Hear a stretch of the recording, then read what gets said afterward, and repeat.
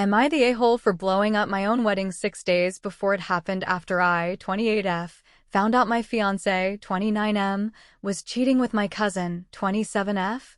It was last Friday, which was supposed to be my final work-from-home day before the wedding craziness swallowed me whole. One of my vendors for our non-profit gala rescheduled a walkthrough to noon. No problem, I told my team. I packed my laptop into my tote, kissed Ryan on the cheek while he buttered toast, and asked him about his shift. 12 to 8, he said without looking up. Might be late if the server migration thing drags. He said server migration thing the way I say quantum physics, with confidence covering a black hole of knowledge. We hugged. He smelled like cedar and coffee. He smiled. He grabbed his beanie. I drove to the venue and the vendor immediately ghosted. The coordinator texted, running 45 late. Sorry. Fine. I hate wasted time the way cats hate cucumbers. I needed to pick up a last-minute tie clip for Ryan anyway because he'd misplaced the one I bought him in March. The bridal boutique is in the same strip mall as the coffee place everyone calls the indie Starbucks, which is hilarious because it has 6 locations and sad succulents. I parked, checked emails, scrolled, then paused. Ryan's car. It's not remarkable. Gray Civic. But the front bumper has a little scrape that looks like a bird swoop because he tried to kiss a pillar in January. I took a picture of it then and used it as a cautionary tale. You could identify that car in a lineup. The clock on my dashboard said 12:24. He was supposed to be at work. The coffee shop pulls of every kind of person.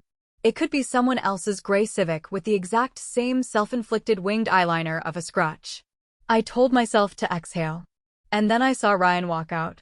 The first thought was, he's on his lunch break. The second thought was, no, he started at noon. The third thought didn't get to finish because he wasn't alone. Tess walked behind him, laughing, her hand brushing his lower back in the intimate, casual way you don't touch your cousin's fiancé. She was wearing that oversized cream sweater she swears is French girl, and I swear is H&M on sale, 2019. She shifted her phone to her left hand to fix his beanie. He leaned into her like water finds a slope. I watched them stop in front of the car. He opened the passenger door for her. She sat, legs in, then he leaned over to buckle her seatbelt. He has never done that for me. I don't like people hovering within seatbelt range. He knows that. He leaned in. Their faces were close. She laughed again. I took photos. Not because I knew what to do with them yet. Because some part of my brain had already put on a blazer and said, document everything. He walked around to the driver's side, got in, and they drove away. I followed. I am not proud. I am also not sorry. They ended up at a small park near the river, the one where my dad taught me how to ride a bike. They sat in his car for a long time. Then they got out and walked to the path with cups in hand, shoulders touching sometimes, not touching other times, like they were rehearsing innocence and forgetting choreography. At one point, he put his hand on the back of her neck and pulled her close like magnets snapping together. I took more photos. I recorded a video from inside my car, phone propped against my steering wheel, my breath shallow, my hands ice. I texted the vendor to reschedule again. I texted my coworker, emergency. Taking the afternoon. I didn't text Ryan. I didn't text Tess. I turned my phone on Do Not Disturb and watched until they left separately, as if that could unscramble the egg. On the drive home, I counted to 10 in French, because that's what I do when I think I might scream. Un, deux, trois, and then I pulled over twice because I thought I was going to throw up into my tote. I got home, and I did not confront him. I made lasagna. Not a euphemism. I chopped onions and cried, and the onions weren't to blame. Somewhere around layering ricotta and mozzarella, I decided I would not say a word until I had proof no one could spin. I have been called dramatic by enough people who benefit from my silence. I wanted to be apocalyptic in a way that looked like paperwork. Saturday morning, Ryan woke up before me because he can't sleep in to save his life. I pretended to wake slowly, rolled over, and watched his silhouette through my lashes as he went to the bathroom with his phone. He has Face ID and a 4-digit passcode. I know this because he's used it to pay for farmers market apples while balancing 3 tote bags. He is not a secrecy superhero. But I wasn't going to rush. I needed him comfortable. I needed him to trust the schedule of me. We had our cake tasting at noon, and a meeting with the DJ at 3. Tess texted in the family group chat at 10 a.m. Brunch with a friend. Sorry, can't stop by to help with programs. Pleading face. I made coffee. He took a mug, kissed my cheek, told me I looked beautiful in his college t-shirt. I pictured his hand on Tess's neck and swallowed coffee that tasted like ash. At the bakery, I pretended to consider lemon versus almond buttercream while cataloging the lies he told without flinching. Yeah, work is bonkers, he told the baker when she asked, because people like to ask men about their jobs. We're doing the server move, so I'll be glued to my laptop after this. We picked almond. You really like the almond, I said. He nodded like I'd lodged a memory back into place for him. Back home, he set up his laptop at the dining table. Slack icons glowed. The tabs were open like a picket fence. I refilled his water, set a plate of brownies next to him, kissed his forehead, said, I'm going to take a shower, and went to the bathroom. I turned on the shower. I let it run. Then I came back out on quiet feet and stood behind him in our little dining room that became the office during lockdown and never fully changed back. He didn't hear me. He had noise-canceling headphones and a concentration face on, the one where his eyebrows argue with each other. His phone was on the table to the right of the keyboard, face up. A notification popped. Tess lipstick. Made me think of you, and a link preview with a winking emoji. My heart started sprinting. I took out my own phone and, like a magician palming a coin, I put my phone down next to his, leaned in to kiss his shoulder, and in the same motion picked his up. I walked toward the kitchen like I was going to refill his water, and instead turned left into the hallway closet, where we keep the wireless printer that I never convinced him was an unnecessary purchase. Face ID didn't work. I was looking at the wrong camera, the tiny panic of it. I stepped into the light, my face above it, and it opened. Stupid evolution, making faces unique. I screen recorded everything. Messages. Instagram DMs. The hidden photo album. Why do men think it's invisible? Notes app, a list titled Tess' favorite things, with bullet points that included chai, sunflowers, wrists kissed, which made me want to peel my skin off. I airdropped everything to my laptop, which I had propped open on the shelf above the printer. I also connected his phone to the printer. Thank you, pass me, for setting that up for boarding passes, and printed the text thread with Tess. 2 months of we shouldn't followed by a lot of when, and miss you, and she's so busy she won't notice, and after the wedding we'll figure it all out. There were photos. One of the coffee cups from the day before, their hands together on the table, his thumb on the inside of her wrist. Another of the park. Several of her in mirrors wearing dresses, captioned, for you only. Several of him from the gym, which at least is a democratic sin. There was a video. I didn't open it. I printed the metadata. In his DMs, a message to his friend Colin read, I'm going to end things with Tess after the wedding. It was a mistake. I'm not blowing everything up. Morgan's dad paid for the house. I'm not an idiot. Yes, I am Morgan in this story. Hi. This is when I started shaking so hard the printer jammed and spit out 3 pages as if gagging. I cleared the jam. I kept going. Emails. Drafts. A calendar invite from Tess labeled errand on a weekday afternoon between 1 and 2. A Venmo payment for coffee. Smiling face with halo, I guess when you cheat you also play it cute with the money trail? His phone buzzed. He was pinged in Slack. In the dining room, I heard his chair creak, a stretch. I put everything back. I slid his phone to the table with a light clack that sounded to me like a gunshot. I kissed his cheek again and said, more water. He smiled at me like he hadn't burned our life down to keep his hands warm.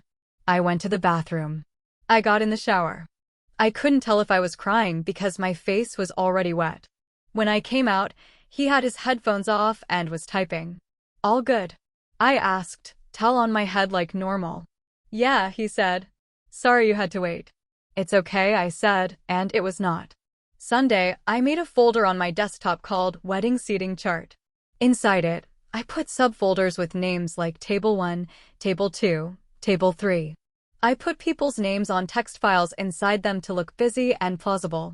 I also created another folder called Maintenance Receipts, which contained a spreadsheet of our utility bills, true, and a PDF labeled Townhome, Title and Ownership. That PDF was a scan of my dad's deed, with his name on it, and the clause about tenancy. Which is to say, it's my dad's house.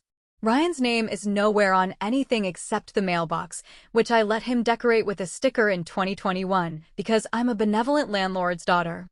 My father has told me some version of, you can kick anybody out you need to, since the day I moved in. He said it so casually that I agreed casually and didn't realize the day would come. I collected more. I logged into our security camera portal, which we installed because our HOA has a raccoon that eats like a rich man and knocks over everyone's trash. No kissing on the porch, nothing like that. The footage did show Ryan leaving at odd hours I could cross-reference with his late-night server maintenance texts. I exported the clips anyway because I don't know what a judge likes to watch. I logged into our joint wedding email and took screenshots of every vendor payment I made. I printed receipts. I made a timeline. It felt like I was mapping a forest fire, which trees had gone, which were burning, which still stood only because the wind hadn't found them yet. I called my aunt, not Carol, the sane one. Hypothetically, I said, if I needed to find a good locksmith on short notice, who would you call? She gave me a number. I saved it. I bookmarked a moving company. I did not touch the wedding dress, which hung on the bedroom door like an accusation. It is ivory, and it made me look like I own a vineyard. I sat on the floor and stared at it the way you stare at a sharp knife and imagine both chopping vegetables and cutting the rope. I made a spreadsheet titled Contingency Plan. Tab 1, Housing. Tab 2, Vendors. Tab 3, Guests and Communications. Tab 4, Legal. Tab 5, Feelings, empty at first. Then I typed hurt, furious, embarrassed, stupid, strategic, alive. I also did a petty thing. I ordered a bouquet of sunflowers, Tessa's favorite, per Ryan's Notes app, and had them delivered to Aunt Carol's house with a card that said, for the brightest girl in the room. No signature. I wanted suspicion to bloom on multiple soils. Monday, Ryan kissed me goodbye at 8:15 and said he had to swing by the office in person because VPN is glitchy. He took his laptop and his beanie and the gray Civic with the ghost wing scratch. I told myself that if he was going to see Tess, he wouldn't do it on a day when I could easily catch him. I told myself logic was stronger than hormones. I told myself lots of things that felt like scaffolding but were made of wishful thinking. At 10:30, I messaged him, "Hey, can you pick up paper towels on your way home?" He responded at 10:32. "On a call, can't talk. Love you." At 10:35, my Ring camera pinged. Motion detected at front door. The clip shows Tess on my porch, in a denim jacket, hair up, knocking lightly. I was in the kitchen. I did not move. She waited. She texted someone, glanced around, then left. I watched on my laptop like a ghost in my own house watching an intruder not quite intrude. At 11:01, Ryan texted, "Sorry, babe. Long morning. What do you need from the store?" At 11:05, I replied, "Paper towels. And maybe more foil." At 11:08, I added, "Thanks. Love you." I nearly bit through my lip typing it. At 11:12, he replied with a thumbs up. I walked around the house seeing everything and nothing. I pulled the dress bag open a tiny bit and then sealed it again like it was a wound. At noon, I drove to my parents' house with a manila envelope.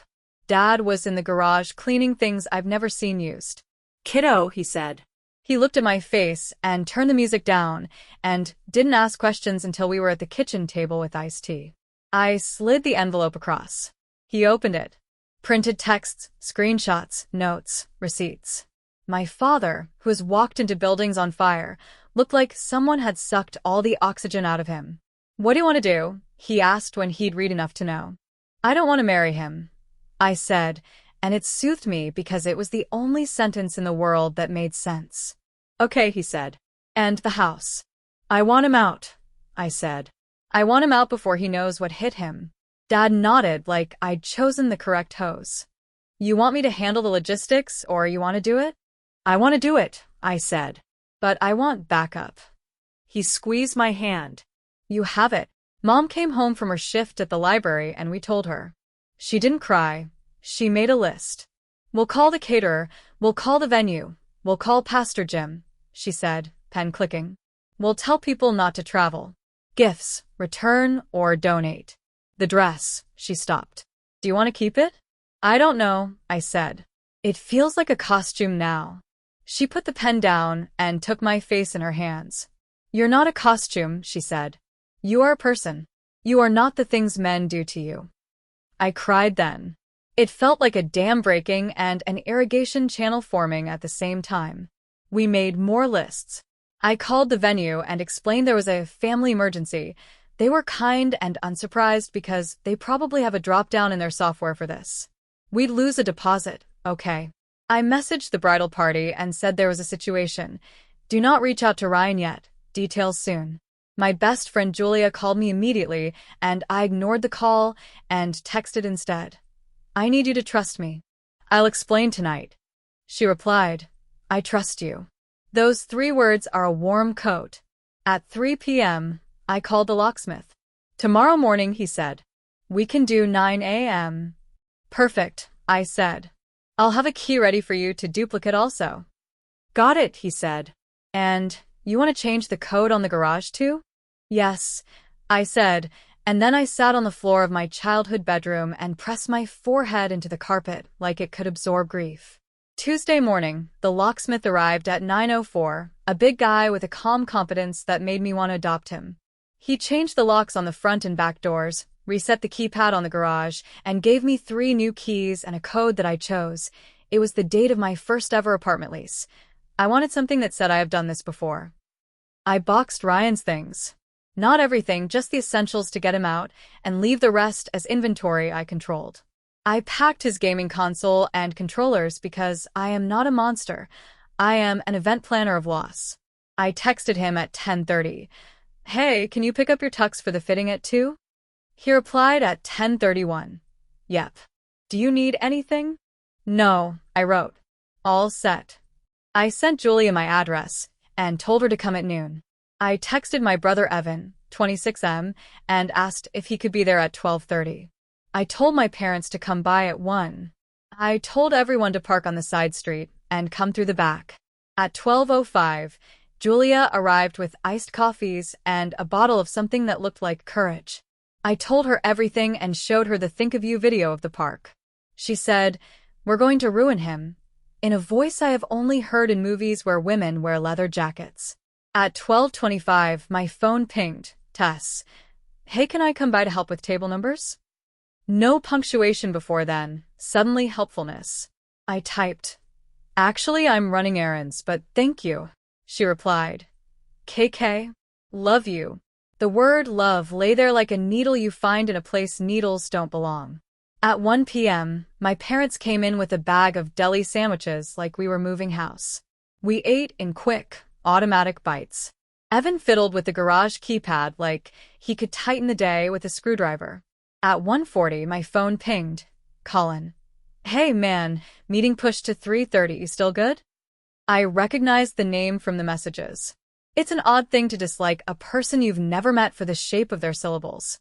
At 1:55, I texted Ryan. When will you be home? Before 4, he wrote. Can't wait to see you. At 2:10, I printed a letter. It was short. Ryan, I know about you and Tess. I have screenshots, videos, and printouts. The wedding is canceled. Dad owns the house. I've changed the locks. Your essentials are in the foyer. You are not to enter the house again. Any items left will be inventoried, and a pickup time will be scheduled. Morgan. I signed it. I made a copy. I put the original on the console table under the mirror where I kept my keys. I put the copy in my folder because my soul has turned into a filing cabinet. We waited. The house hummed in that way houses do when they know drama is coming. At 3:10, the ring pinged. Motion. Ryan in his beanie, holding 2 garment bags, his face looking like he was rehearsing for a normal afternoon. He tried his key. He paused. He tried again. He looked at the door like it had betrayed him. He knocked. I took a breath. My dad put a hand on my shoulder. We stood behind the door and didn't answer. He knocked harder. My phone lit up. Ryan. Hey, did you change the lock? Then, babe, what's going on? He called. I let it ring out. He called again. I let it ring. He knocked a third time. Then his footsteps moved to the window.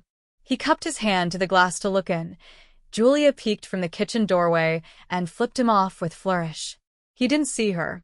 Finally, he looked down and saw the letter under the mirror. He tried the doorknob again like letters can be opened with force. He texted, "What is this?" And then, "Morgan, call me right now." Then, I can explain. My phone pinged again, Tess. Hey, are you home? Of course. I texted Ryan. You can pick up your essentials in the foyer. I will be in touch through email with next steps. My fingers were steady. It felt like walking a tightrope while being very awake. He pounded on the door, voice raising. Morgan, this is crazy. Don't do this. Let me in, we can talk like adults. What are you doing? He sounded more panicked than apologetic. He sounded cornered. He sounded exactly like a man who thought he had purchased a future and was now filing a customer service complaint. My dad opened the door chain. He didn't open the door. He said, voice quiet, "Take your things and leave." Ryan's face splintered. "Mr. Hale, sir, there's a misunderstanding." "You misunderstand me," Dad said, "and I have never loved him more. Take your things and leave." Ryan swallowed. He stared at me over my dad's shoulder like he could hypnotize me. I stared back like a mirror. He grabbed the box with his console and a toiletry bag and the garment bags like a bad circus act. He said, "Well, I'll be back later to get the rest." My dad said, "No, you will not." Ryan said, "You can't do this," and Dad said, "Watch me." Ryan paused, then tried a different angle. "This is over a misunderstanding. I love her. She's being dramatic." He said dramatic like he was ordering a sandwich. I took a step into his line of sight. "I have the messages," I said. "I have everything." His face did a series of calculations. He looked like someone watching a house of cards collapse and trying to remember if there's insurance for that. "It was a mistake," he said. "It's over." It meant nothing. I tilted my head. "So which is it?" I asked. "It's over?" Or it meant nothing. Because those are different. Also, 2 months is not nothing. And you, my guy, are not clever. He flushed. "You went through my phone?" "After you went through my cousin," I said. "Yes." He flinched like the words were physical. He shifted tactics again. "Please, Morgan, we can work through this. Don't throw your life away." "Mine?" I asked. "Or yours?" Silence.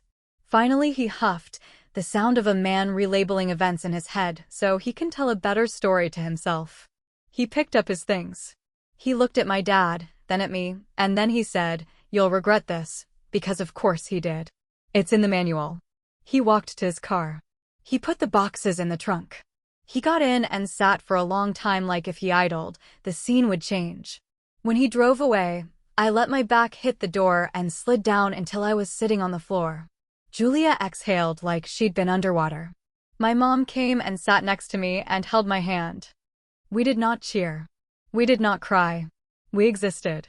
Wednesday, the day before the wedding the texts began in earnest. "Aunt Carol, why is Tess crying? What did you say to her?" "She's devastated." Me, "Please ask Tess." "Tess, Morgan, please. Can we talk?" "I love you." "I messed up." "It's not what you think." Me, "You think I think you accidentally fell into my fiancé for 2 months? Tess, you don't have to be mean." I put my phone on silent again. I emailed Ryan from our wedding account. Subject, logistics. I listed bullet points with dates and next steps. Key revoked. Access revoked. Pickup, Saturday 10 to 12, with supervision. I listed his remaining items and attached an initial inventory. I CC'd my father because I wanted every sentence to feel watched. He replied with 3 lines, "You're being vindictive. We can fix this. Please call me." Then, 30 minutes later, "I'm staying at Collins. I'll come by tonight." I replied, "No." Saturday, 10 to 12. If you attempt to come earlier, I will call the police and I will send the evidence to your boss, your mother, and Aunt Carol. He wrote back immediately, "You're really going to blow up my life like that?" I typed, then deleted, then typed, "You already did. Send." He didn't respond. At noon, my work Slack exploded with messages because I had finally told my boss I was not getting married and would be returning earlier than planned. She sent heart emojis and also a spreadsheet because she knows me. Coworkers sent brownies to my porch like condolences with frosting. At 1 p.m., Aunt Carol called my mother and left a voicemail that could have been sold as a tornado siren. Mom played it on speaker. "And I just think this is a private matter," she said, "and it is cruel to humiliate people. Humiliation is always worse than sin to some people. And Ryan is a good man and Tess is young and confused. She is 27. And Morgan has always been sensitive." My mother paused the message and said, "She can find new ears," and I hugged her. At 3 p.m., I drove to the venue to pick up some decor we dropped off earlier in the week.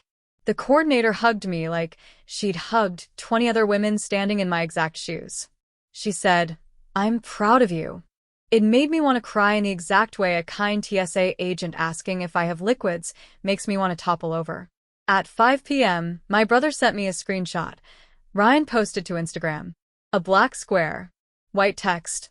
"Sometimes people make mistakes. Real love forgives. Pray for us." He had turned off comments and tagged nobody but himself. I laughed like a balloon shrieking. Julia came over. We ate pizza on the floor of the living room because the table felt haunted. At 8 p.m., we went in my closet and I put on my dress. It felt like an exoskeleton. I stood in front of the mirror and looked at a future I no longer owned, and I didn't cry. I unzipped it. We put it back in the bag. I texted the consignment shop. "Do you take unworn wedding dresses?" They replied, "We do. Appointments on Fridays." I booked one. At 10 p.m., I received an email from Ryan's work address. "Morgan, can we please speak in person?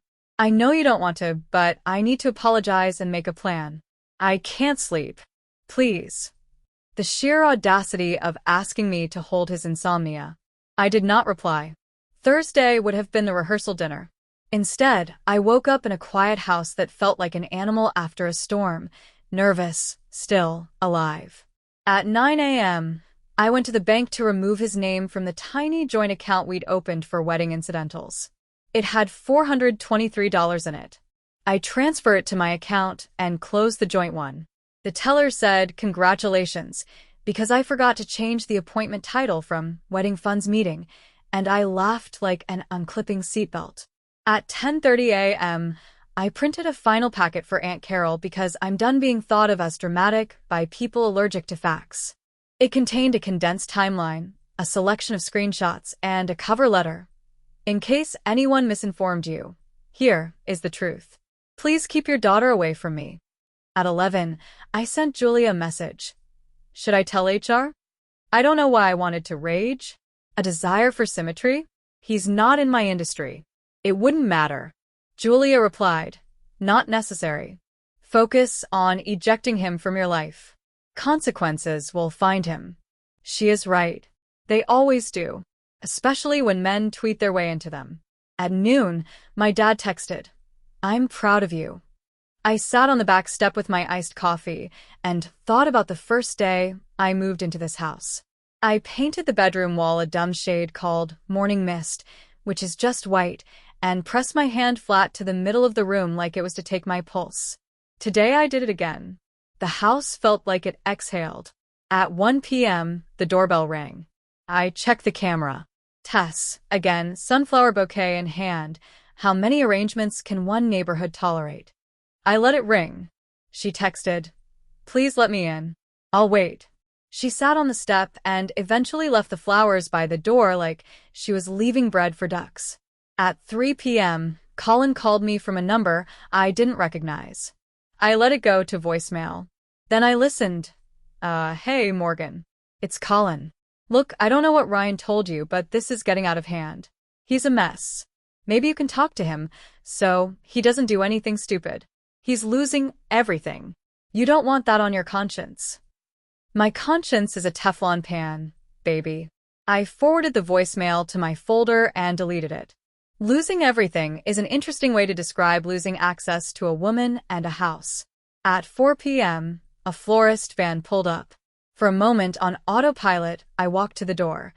Then I remembered I had canceled the order. The driver knocked. "Delivery for Morgan Hale," he said when I answered through the door. "I canceled," I said. He checked his manifest. "This says paid. From a Ryan W." I opened the door 2 inches and took the arrangement. Sunflowers again, but with roses this time, like you can fix betrayal with layer cake. The card said, "My always. Please don't do this. R." I set the flowers in the trash. I am done hosting contradictions in water. At 7 p.m., I went to the river park. I walked the path alone. I watched the water, not caring, and it was beautiful. Friday would have been the wedding. I woke up to sunlight and silence, and the smell of coffee I made for only me. I sat at the table where he sat with his laptop and pretended to work and open my own. I wrote this. I expect fallout. Aunt Carol will throw a tantrum that registers on meteorological maps. Tess will write a Notes app apology and post it to Instagram stories and tag me in lowercase. I won't repost. Ryan will circle the drain of self-pity for a bit and then stand up and tell himself a story where he was the victim of a hysterical woman and an unforgiving world. People will pick sides. I'm my own side. Here are the parts where I blew up his life, according to the men who texted me like sanctions. He no longer lives in a house he didn't pay for, where he enjoyed low rent and clean towels. He has to face his mother. Good luck, Kathy. She once scolded me for parking crooked. He has a box of his things, and the rest is at the mercy of my spreadsheet. He will not get to eat almond buttercream this weekend. Meanwhile, here's what I have. A father who looked at me and saw me. A mother who can turn a list into a lifeline. A best friend who brought coffee and profanity. A bedroom that belongs to me again. The knowledge that I did not ignore myself. If you're reading this because you are standing in front of a door you just locked from the inside, and someone on the other side is telling you you're making a mistake, here is what I know. You are not making a mistake. You are making a choice. It just feels like a mistake because it hurts in ways that feel like you lit a match near your chest. I didn't confront him in the moment I learned the truth. I made a plan. I collected proof. I put my own name first, the way they tell you to secure your own oxygen mask. I don't know what to do with the dress. That's a problem for next Friday. I don't know what to do with my Saturdays at the farmer's market, which belonged to us and now belong to me. I guess I'll buy too many peaches and figure it out. If there's a world where I'm married this weekend, it's happening without me. I'm here. I'm alive. I'm going to sit on the back step and listen to the neighbors' chimes and order takeout and sleep in the middle of the bed like I am the center of something finally. Why didn't you confront him immediately?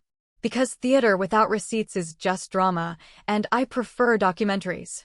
Also, because I know how this goes, men who are cornered become historians of revision. I wasn't going to give him the chance. Does Ryan pay anything for the house? He covered about 30% of utilities/groceries, mostly after I Venmo requested him like a landlord with a smiley face. Mortgage? Taxes? No. My dad has paid the mortgage since forever. I pay property tax and HOA. Dad's name is on the deed. Ryan's name is on a graduation cap in a Facebook album and nowhere else legal. Are you telling his job? At this time, no. His employer did not cheat on me. He did. Consequences will find him without my help, e.g., losing a rent-free life and social circle. If he harasses me, though, HR gets a binder. Did you tell Aunt Carol? I sent her the folder. I expect her to hold it like a live grenade and then put it in the junk drawer labeled things that inconvenience me. Where's Tess now? Last I heard, she posted a quote on Instagram. We accept the love we think we deserve over a photo of a cloud. True, I accept my own love now. Clouds can mind their business. Do you feel guilty? Only that I let it ride this long. But guilt is boredom for people who are done with denial. I am moving on. Update 1. 2 hours later Ryan tried to come back anyway. Because of course he did. Around 2 p.m., he texted, I'm coming over to get the rest of my stuff. You can't keep my property. I didn't respond. At 2:30, he showed up. The ring pinged. Dad was already on his way. Evan texted. On porch duty? Dad replied. Always. Ryan knocked like the door owed him money. I considered letting him talk to the wood, but for logistics' sake, I opened the inner door with the chain on again. I held up my phone, camera rolling. Saturday, 10 to 12, I said. As discussed. He looked over my shoulder into the foyer, like his things might leap into his arms. I need my suit, he said. You canceled the rental, I said. The tux was a rental, remember? He had posted the black square. I'm sure he forgot he hadn't paid for anything he threatened to collect. He stepped forward, and the chain pulled taut. You are out of your mind, he said. You're blowing up your life over this? I'm cleaning my life because of this, I said. Dad arrived then, and stood next to me like a lighthouse. Ryan looked at him, then at me, then at the camera. He huffed again. How many huffs does a man get per day before it counts as cardio? He left. He texted me 6 messages in the next 10 minutes that started at please and ended at lawyer. I replied once, Saturday, 10 to 12. Email for any other communication. Julia came over with chips and hummus, and we sat on the floor again and watched Great British Bake Off because it is soothing to watch people cry about cake for appropriate reasons. Oh good, you're still here. You wanted Farrell? Aunt Carol delivered. She arrived at 9 a.m. like the ghost of passive aggression present, wearing a sweater that was at least 40% pearl and 60% judgment. She knocked, then immediately tried the handle, which did not move. Morgan, she trilled, open this door right now. I opened the door with the chain, because that's my thing now. Hi, Aunt Carol. She peered past me like the house might confess to her. What are you doing to my daughter? She said, which is a phrase that assumes a lot. I didn't do anything to your daughter, I said. Your daughter did something to me. She said it was an accident, Carol said. They were emotional. I didn't realize intimacy was a banana peel, I said. She pursed her lips. You have always been so cruel when you're hurt. Actually, this is me being merciful, I said. Cruel would be tagging you in the group chat with photos. Her mouth went into the shape of a lemon. You wouldn't. I didn't, I said. Notice the past tense. She regrouped. You can't call off a wedding like this, she said. People have flown in. There's food. There are linens. I almost laughed. The way some people consider linens more permanent than vows. I can and I did, I said.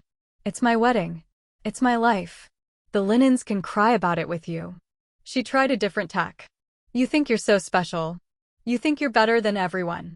That's why she stopped, realizing she was about to say something honest. That's why he what, Carol? I asked, sweeter than I am. Cheated on me with your daughter? Because I think I'm special. She flinched. You're not the first person a man has made a mistake with. I hope I'm the last person to let him, I said. She huffed. Is this a genetic trait? You'll end up alone. I smiled. Then I will be in exceptional company. I closed the door gently.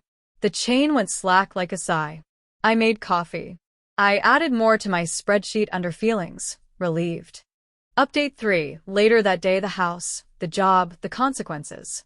Some of you asked what life falling apart looks like in practice and whether I'm being vindictive. Here is what actually happened, no glitter. Housing. Dad drafted a formal notice revoking permission for Ryan to reside at the property. My dad is a retired firefighter with landlord friends. He has templates. We emailed it to Ryan with a 72-hour inventory/pickup plan. We offered 2 supervised windows. He has acknowledged receipt. If he shows up outside those windows, police will be called. This is not vindictive, it's safety. Finances. The joint account is closed. Our utilities are in my name. I updated passwords on everything, including Netflix, because I am not subsidizing his emotional recovery with prestige television. Work. I am not contacting his employer. However, I learned from a mutual friend that he took bereavement because a close family member passed, which is the choice. He posted again this morning, a Bible verse about forgiveness. Comments were off. People talk. He will feel it. That's not my sport. I'm in a different league now. Friends, Julia and Evan and my other people are with me. His group chat, I've seen the screenshots, is split between bro this is harsh and bro you did this. That schism is not mine to repair. If he loses a few hobby nights because people don't condone cheating with your fiancé's cousin, that is a natural consequence, not a curse I cast. Family. Aunt Carol will be radioactive for a while. Tess has sent me 3 more paragraphs about soulmates and mistakes. I've archived them. My mom is making lasagna for me again. We're in a loop, Sumi. Dad dropped off a new doormat that says welcome in big letters and under it in small letters, if invited. He thinks he's subtle. Me, I slept. In the middle of the bed. I woke up and the sun had shifted in the window, and I felt okay. If you're still here, thank you. If you're going through it, you're not crazy, you're not dramatic, and you're not alone. You're a person who deserves to be chosen by the person you choose. I don't know what comes next. Maybe I will adopt a plant and try not to kill it. Maybe I will rejoin the kickboxing class I quit when wedding planning ate my evenings.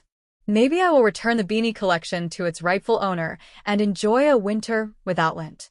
For now, I am going to eat leftover lasagna cold and watch the raccoon on the security cam commit petty crimes with impunity. That little guy gets it. Update 4, Saturday, 9:58 a.m. pickup window, aka the moving of the man-child. Parameters were clear, 10 to 12 a.m., supervised, no entry, porch only, inventory checked off like a NASA launch. At 10:02, the gray Civic arrived. Ryan stepped out in joggers and a vintage band tee that had never met a concert. He had Colin with him, who looked like a man who thinks his facial hair is a personality. Morning, I said, neutral like a Switzerland that charges a toll. Ryan tried a smile. Hey. Thanks for this.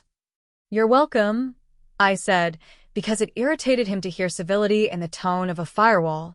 We had staged the boxes in the foyer behind the closed glass of the storm door, items labeled in my block print. Clothes for tops, pants, miscellaneous beanies, 9 because suffering has texture. Electronics, 1 console, controllers, headphones, tangle of cables that could restrain a kraken. Bathroom, 1 toiletries, cologne he calls Woody and I call IKEA candle. Miscellaneous, 1 camping gear. Pokemon cards, grown men are allowed joy, a commemorative stein from a bar he's never been to. Kitchen, 1 sous vide wand, 2 knives he insisted were Japanese steel. They were from Target. Japan is not at fault. You can bring your vehicle to the curb, Dad said, and we'll set the boxes outside. You sign the inventory, and that's that. Ryan squinted at the list like literacy had wronged him. You're not letting me in? I have more stuff. You have a supervised pickup window next Saturday for anything not included today, I said, tapping my clipboard. Bring a list before then. Colin gestured at the house with his chin, which I found rude and also weirdly athletic. Dude, just let him grab his stuff. He's not a criminal. That depends on how he behaves, Dad said. Come even. I wanted to knit the word behaves onto a pillow. We began the relay. Evan carried, Dad checked, I logged, Julia filmed. Ryan signed each box line item with a signature that attempted confidence and landed somewhere near shaken cocktail. And then, because fate loves timing, Aunt Carol's sedan cruised up like a ship of unrequested commentary. Passenger seat, Tess. Sunglasses, glossy lips, a blouse that apologized to no one. She stepped out, and I swear the neighborhood temperature went up 2 degrees from raw audacity. Morgan, Aunt Carol trilled, like she was entering a spa instead of the scene of a controlled detonation. We're here to help Ryan get the rest. Great, I said. You can help him lift the boxes he is allowed today. Tess took off her sunglasses and did big eyes. Can we talk? Please. We've talked enough, I said, which was generous because we had not talked at all. If you have a statement, send it to my lawyer. I don't have a lawyer yet. I have a folder. But the folder has the confidence of a legal team. Aunt Carol marched to the storm door and tried the handle like she was about to stage a 1-woman production called Reasonable Trespass. It did not open. She turned to Dad. Robert, she said, putting a sugar cube on his first name. Surely you don't support this cruelty. Dad adjusted his work gloves. Carol, the rules are simple. Porch pickup or police. Those are your doors. I put the first box on the mat. Ryan reached for it and then hesitated, like he wanted to perform contrition before the committee of witnesses. Morgan, he said, "Lo, I know you're angry. I deserve that. But you're making this bigger than it has to be." "Correct," I said. "I am making it as big as the truth." He exhaled. "Can we evaluate what we're losing here?" "You're losing a house you didn't pay for and access to the person you betrayed," I said. "I'm losing a man who borrowed my Netflix." "Do the math, Ryan." Colin tried to step in again as a neutral party, and Julia cut him off. "Baby, there are two parties here and you are not either." Aunt Carol dragged Tess toward the porch with a pinchy grip. "Apologize," she hissed, which is wild theater considering the circumstances, like forcing a toddler to say sorry for rearranging the pyramids. Tess's mouth trembled in that way that usually gets her out of parking tickets. "No, I'm so sorry," she said. "I don't know what happened. It was like we were both going through so much, and you were always so busy and he found time," I said. "I saw your time. I have screen time." She swallowed. "I made a mistake." "You made many," I said. "One would have been a mistake. Months is a plan." Carol flung her arms like a sorrowful windmill. Girls. Blood is thicker than water. Not when you dilute it with betrayal," Evan said. "My brother, ladies and gentlemen. Tip your bartenders." The raccoon ambled by at that exact moment, dragging someone's dryer sheet like a cape. We all paused to acknowledge that even in chaos, nature programs levity. We finished the boxes. Ryan signed the last line. "I'll be back next week," he said, like a threat that had forgotten its destination. "Send your list by Thursday," I said. "I'll prep the next batch." He looked at his car at me at the house. He said, quieter. "Where am I supposed to go?" "Not my problem," I said, not unkindly. He was the one who had chosen the cliff. I'm not the one who greased it. He loaded up, awkward and angry. Colin tried one last time. "You know, forgiveness is earned, not demanded," Julia finished. "Try again next semester." Tess stutter-stepped like she might hug me. I stepped back like the floor had declared itself wet. "No contact," I said. "Ever." Aunt Carol's mouth thinned into a paper cut. "You will regret cutting off family," she said, pronouncing family like a brand name. "I'm building a new one," I said. They left in staggered twos, like a grade school fire drill. When the street was quiet, Dad put his hand on the mailbox and said, "You did good, kid." I exhaled a shaky breath I hadn't noticed holding since the day I saw the beanie and the cream sweater and the lie that looked like lunchtime. I went inside, locked the door, and for the first time since Friday, played music in the house. It sounded like mine. Update 5. That afternoon the group chats are boiling, and I did a kind thing I don't regret.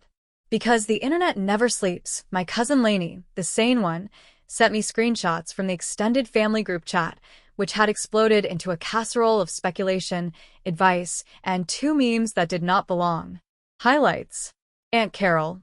Morgan is having an episode. My great-uncle. What's an episode? Someone's spouse whose name I can never remember. Let's not judge. We don't know the details. I would hand them a medal if I knew where they sat at Thanksgiving. My mom. The details are private. We appreciate support for Morgan during a painful time. Aunt Carol again. No one is supporting Tess. Lainey. Then support Tess. Vestan. I didn't engage, which is growth because my petty impulses have 20/20 vision. Instead, I did a kind thing. I emailed the caterer and asked if we could donate the paid-for food to the women's shelter our nonprofit partners with. They said yes. I called the florist and asked if they could redirect the arrangements to the hospice where my mom volunteers. They said yes, and I pictured flowers sitting on quiet bedside tables and felt something in me relax. I also messaged my bridesmaids that evening with the truth. The short version, no screenshots, no gore. I won't be answering questions about Tess, I wrote. I'm safe and okay. Please don't reach out to Ryan. Block him if he contacts you. They responded like a chorus. Yes, chef. One sent a photo of herself in the dress we'd picked, standing on her coffee table, flipping off the camera. I laughed, and then cried, and then did both at once. It sounded like healing with hiccups. Update 6, Monday: the dress, the job, and an unclenching. You wanted rebuilding? I thought it would feel like a montage with upbeat music. Instead, it feels like laundry with sunlight. Boring, warm, necessary. The dress, I took it to the consignment appointment. The woman there, call me Bev, touched the fabric like it was both sacred and durable. We'll get her a new home, she said, and I loved that she used her for the dress, like it was a friend who needed a different life.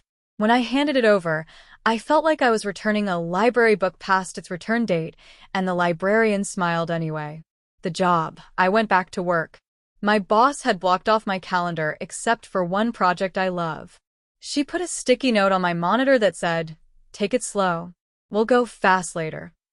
My team had left a plan on my desk, rubber fig, famously hard to kill, tagged, "Low drama." I've already named her Justice Ruth Bader Leaves. The house. I bought new sheets. I rearranged the living room so the couch didn't face the spot where his laptop used to perform work. I put the beanies into a paper bag and wrote Ryan Beanie Library, checked out on it with a Sharpie. The money. Canceling a wedding is expensive in the way a car is expensive if you drop it off a cliff. But because I am the child of a man who keeps receipts like a hobby, I had contingencies. The venue returned half the deposit. The DJ kept a fee but sent me a playlist called You're Okay with no slow songs. The photographer, whose contract I had read like scripture, offered a credit for a future session and wrote, "When you're ready, let's shoot your joy." The body, I slept. Not uninterrupted. Grief likes to do stand-up at 3 a.m. But I slept, and when I woke, the pillow didn't smell like cedar and coffee anymore. It smelled like my shampoo and a life I recognized. The brain. I started therapy again. First session, I said, "I'm angry, I didn't see it." My therapist said, "You saw everything you needed to when you needed to, and then you acted." I wrote that down and taped it to the fridge, where motivational quotes go to become practical. The internet. Ryan posted less. When he did, it was vague quotes. Once, a gym selfie with the caption, "The only way out is through," which is true for mazes and applications of Neosporin.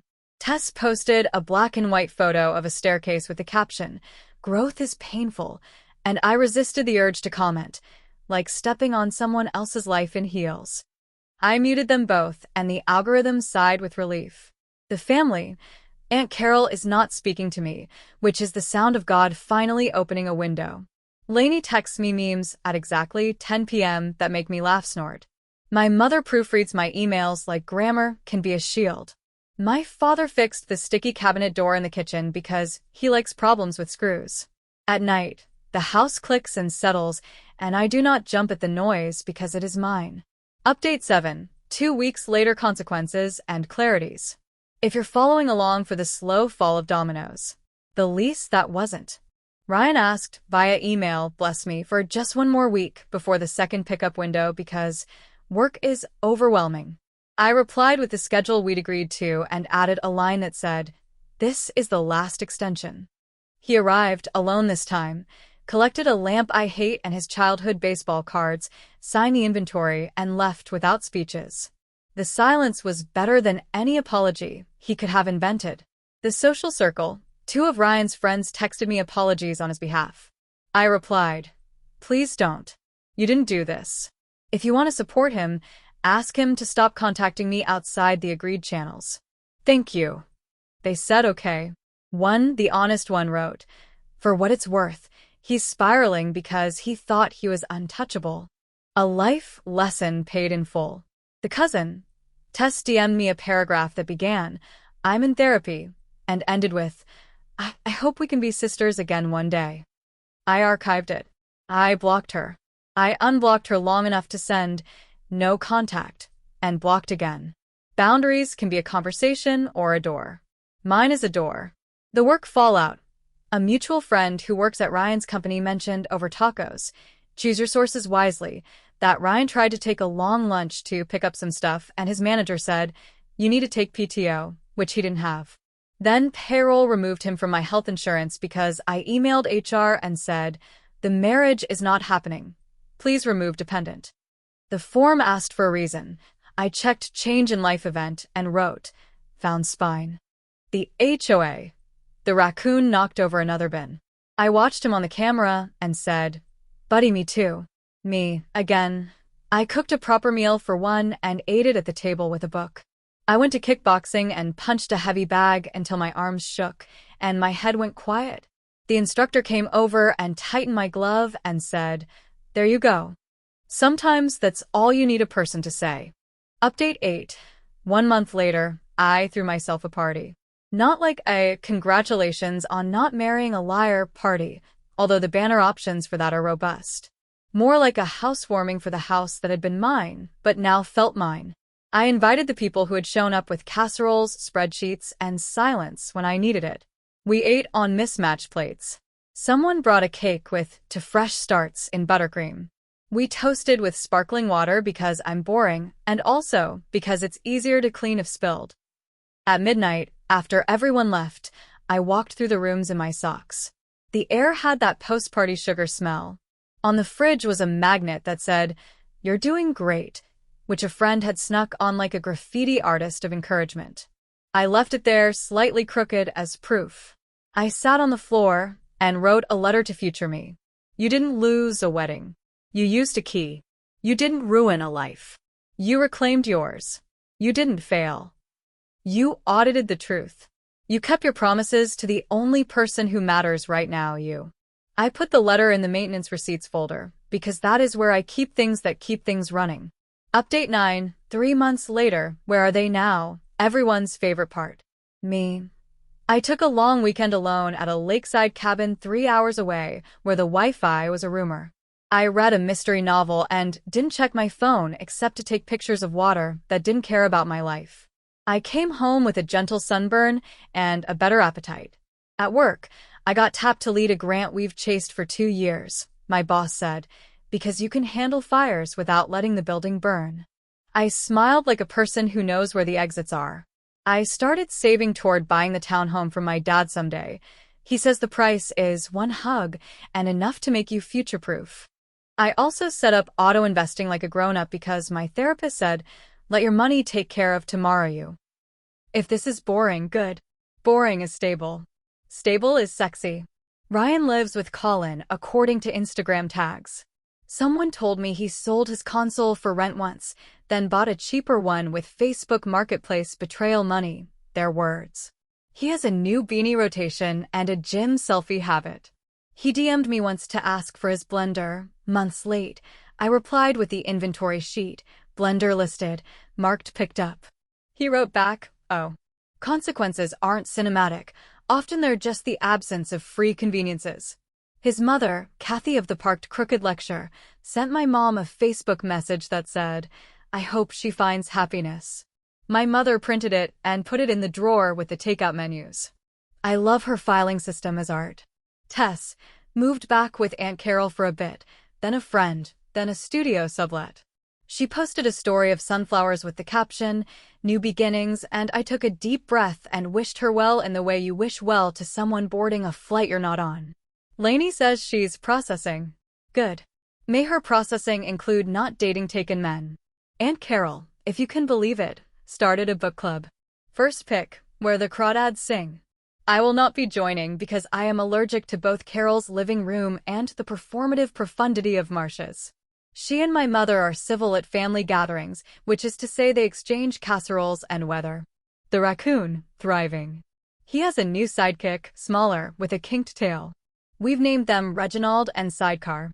They are currently winning all disputes with the HOA. The dress, sold. Bev texted me a photo. With the buyer's permission, a smiling woman in my exoskeleton, flanked by friends on a staircase, not black and white. Caption, found my dress. I put my phone down and cried into a tea towel for a full 3 minutes. Then I smiled so hard my face hurt. May her spouse be a person who keeps promises even in grocery stores. The townhome. I repainted the bedroom a color called soft fern, which is just green doing a whisper. Dad came over and helped tape the trim and told me a story about a fire that sounded a lot like my year. You don't always save the building, he said. Sometimes you save the block. We saved the block. My heart, Not making grand declarations. It's a houseplant learning a new window. It leans sometimes. It gets watered. It's alive. Update 10. 6 months later final, I think. I wasn't going to post again, but Reddit loves closure the way I love spreadsheets, and also something happened that feels like a period at the end of a very sentensy sentence.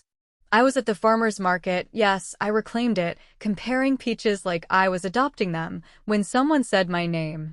I turned, and there was Kathy, Ryan's mom, holding a bag of basil, mouth set to polite. "Morgan," she said. I wanted to say, "I'm sorry." She glanced down. "For everything. For how I spoke to you. For how he behaved. You didn't deserve it." The market was loud, kids, dogs, a busker murdering Wonderwall, and her words landed like a quiet room. I waited for the rest, the ask, the but, the excuse. None came. "Thank you," I said. It felt like a door shutting softly, no slam, no chain. She nodded. "He'll be okay," she said, like she needed to remind herself. "You look happy." "I am okay," I said. "Not happy every minute, what am I, a golden retriever, but okay like bedrock." We parted. I bought too many peaches. I texted Julia, harvested closure at stand 12. She replied with 17 peach emojis and, proud of you. I went home and made a cobbler, first time, somehow perfect.